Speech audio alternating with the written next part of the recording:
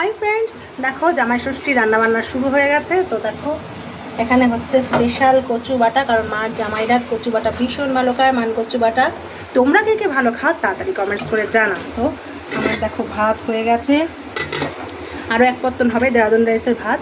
তো কচু বাটাটা না দেরাদুন রাইসের ভাত দিয়ে ভালো লাগে না, তো এমনি ভাতও করেছি আর দেরাদুন রাইসের ভাতও হবে। তো অনেক মেনু হবে, চিংড়ি মাছের মালাইকারি হবে প্রচুর। দেখাই দেখো আমি নারকেল কুড়ে বেটে রেখেছি। আজকে বাপের বাড়িতে রান্নাবান্না করছি সবাই মিলে।